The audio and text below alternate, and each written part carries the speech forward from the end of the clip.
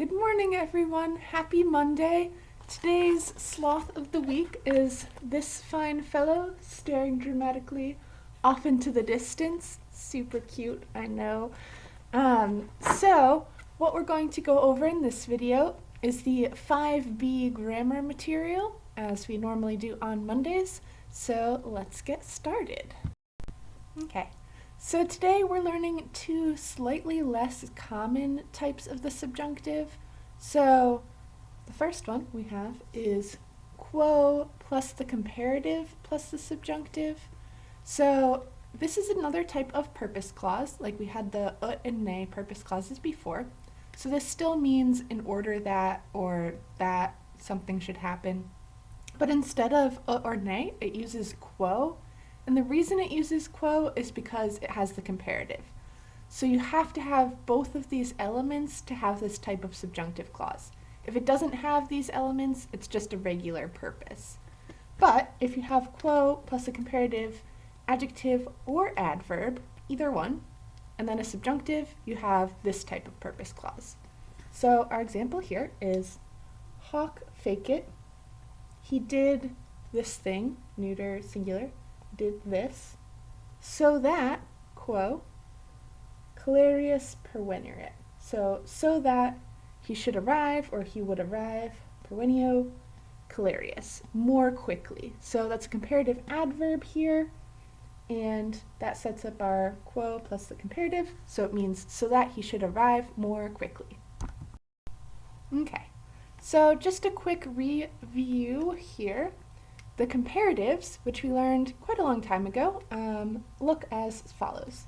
So if you have an adjective and it is masculine or feminine, you add IOR and then any sort of third declension ending.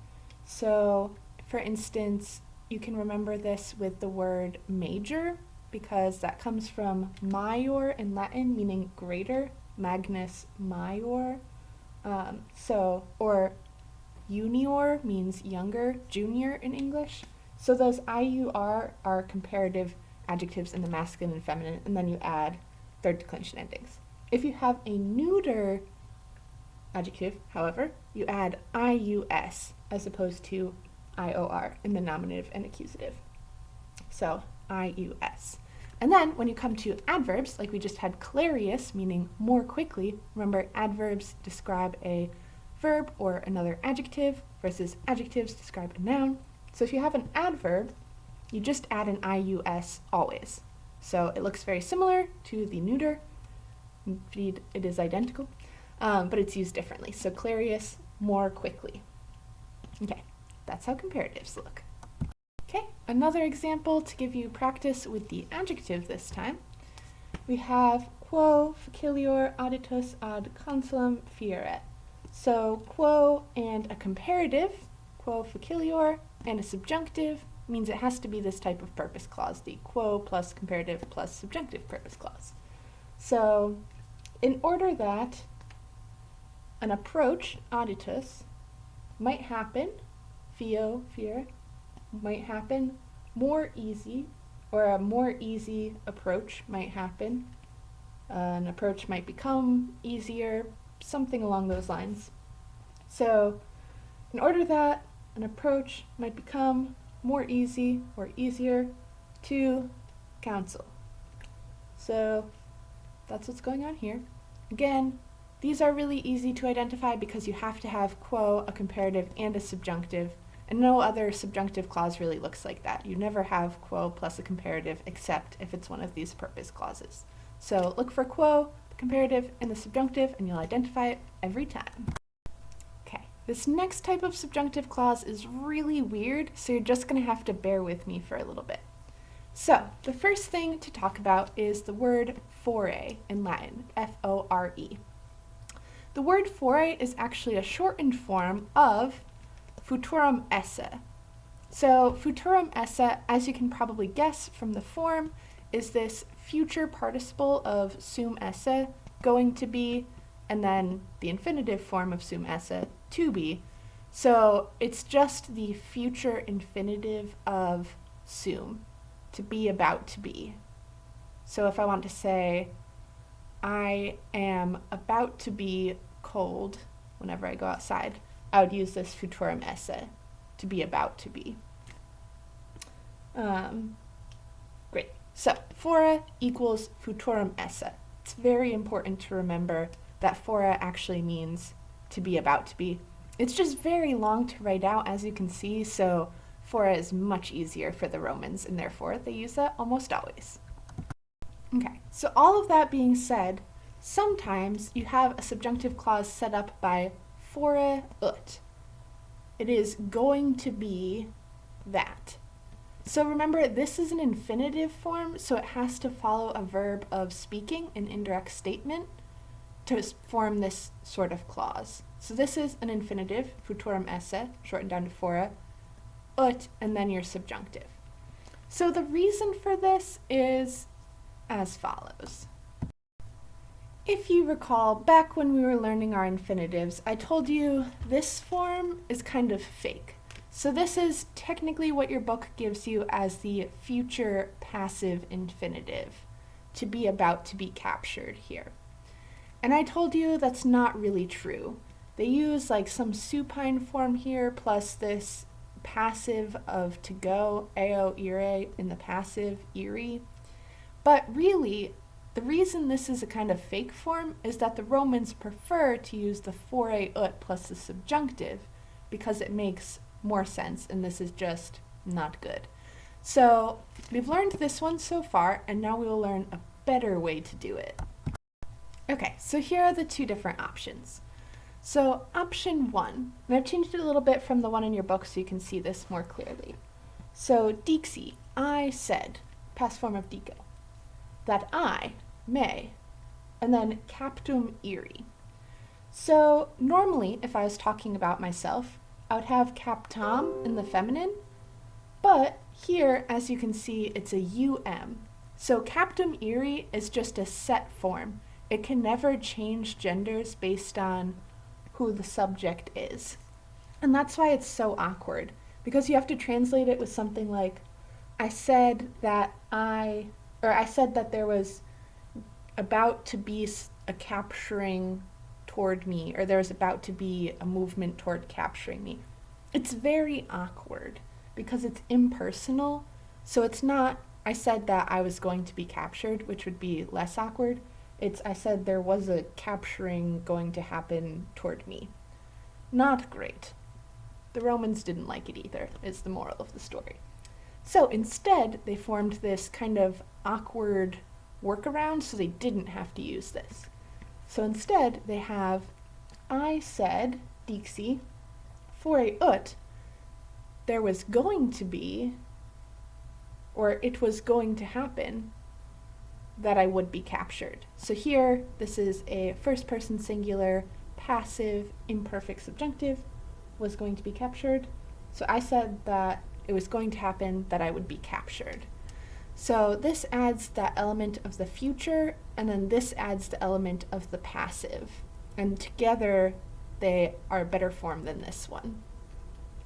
So it's still kind of awkward, I'll grant you that, but it works better. So I said it was going to happen that I would be captured.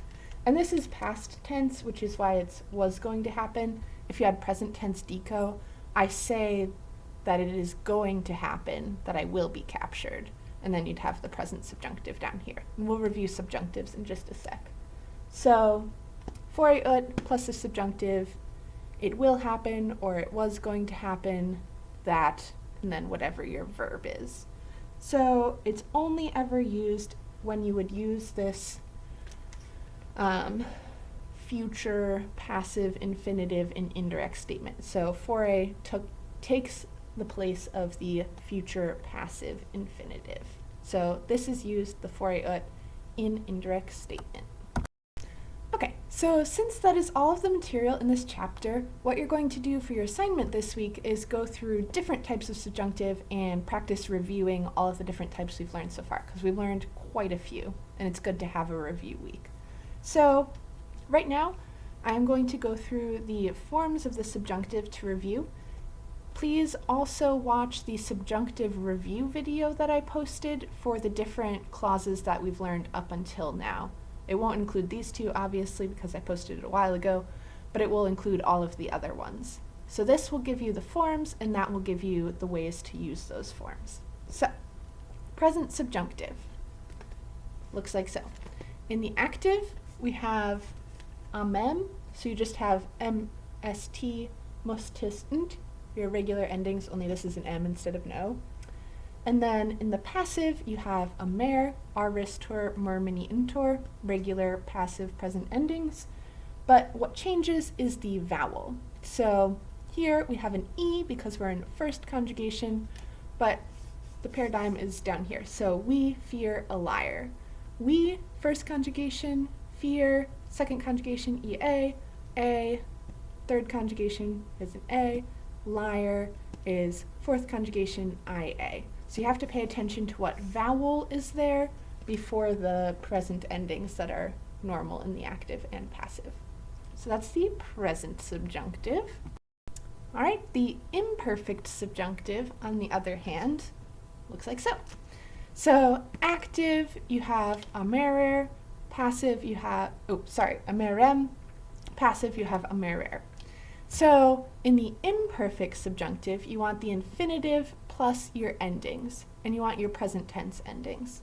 So you have amara for both of these, and then your present tense endings. So amara plus mst mustis unt, or amara plus aristor murmini intor in the passive. So imperfect subjunctive is the infinitive plus the endings. So if you see the infinitive but it has endings, it's definitely the imperfect subjunctive.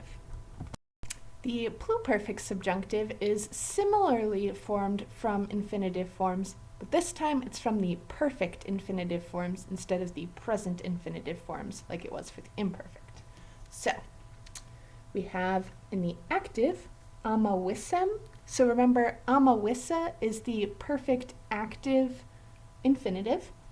So you add your mst mustis nt, just like you do for the imperfect, and you get the pluperfect subjunctive. So amawissa plus your endings.